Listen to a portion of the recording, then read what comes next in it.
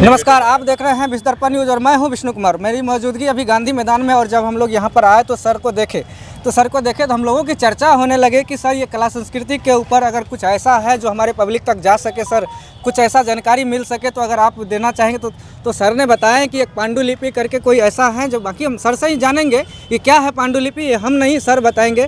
बाकी मिलते हैं सर से। और ये जो सर अभी हमारे बीच मौजूद हैं, सर कला संस्कृति विभाग के पदाधिकारी हैं। तो सर स्वागत है मेरे चैनल में आपका। धन्यवाद। तो सर हम ये जानना चाहेंगे कि अभी जो पांडुलिपि के बारे में बता रहे सर, इसका क्या कुछ है सर? जी, ज्ञान भारतम मिशन चल रहा है अपने पूरे भारतवर्ष में। इसके तहत जो हस्तलिखित ग्रंथ है, साहित्य है, कोई आर्टिकल है, कुछ विज्ञान से संबंधित कोई लेख है, कोई रिसर्च पेपर है, कोई पत्र है या कोई रिसर्च कोई रचना है, वो रचना संगीत की भी हो सकती है, काव्य भी हो सकती है। तो ये जो हस्तलिखित पुरानी पांडुलिपियां हैं जो 75 वर्ष पुरानी हो या उससे भी अधिक पुरानी हो सकती है, तो ये जहाँ कहीं भी हमारे ज़िले में जिस किसी व्यक्ति के पास, संस्था के पास, कॉलेज में, स्कूल में, लाइब्रेरी में, किसी मठ मंदिर में भी हो सकता है, मस्जिद में भी हो सकता है, और किसी भी भाषा में, चाहे उर्दू हो, बांग्ला हो, हिंदी हो, संस्कृत हो, आपकी मैथिली लैंग्वेज हो या मिथिलाक्षर हो, जिस लिपि में, किसी भी लिपि में, पुराना कैथी में भी हो सकता है।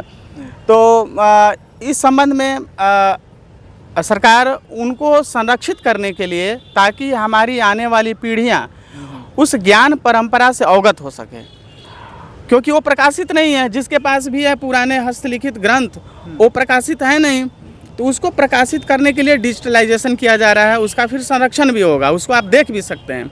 इस क्रम में हमारे सुपौल से अभी तक 50+ पांडुलिपियाँ प्राप्त हुई हैं, जो सुखपुर से प्राप्त हुई हैं। और आपको ताज्जुब होगा कि वो हाथ से लिखी हुई लगता है, वो प्रिंटेड है, लेकिन इतना बढ़िया वो लिखा हुआ है। और वो पुराने साहित्य हैं, दुर्गा सप्तशती लिखा हुआ है ताड़पत्र पर, रामायण लिखी हुई है, महाभारत, भागवत गीता, पंचोपनिषद, बहुत सारे ग्रंथ हैं उनके पास।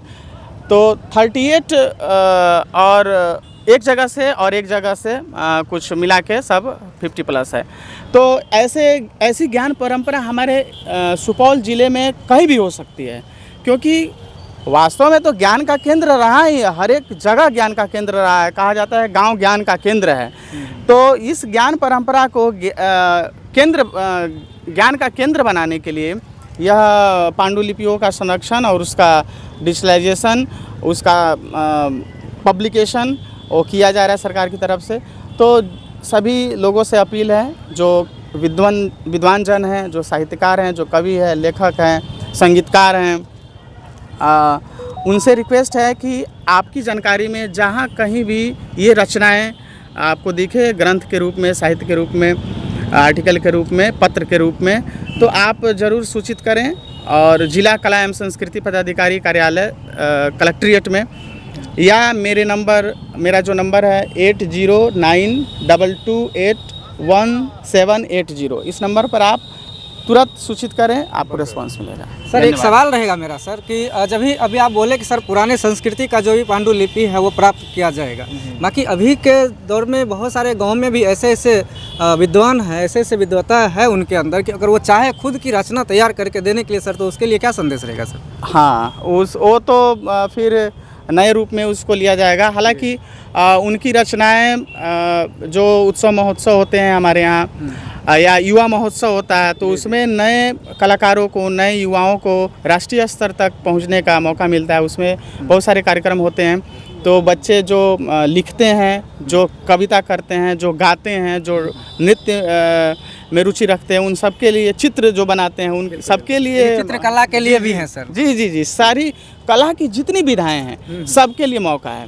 और अभी तो कलाकारों का रजिस्ट्रेशन चल रहा है, बहुत ही अच्छी संख्या में सुपौल से कलाकारों का रजिस्ट्रेशन हो रहा है।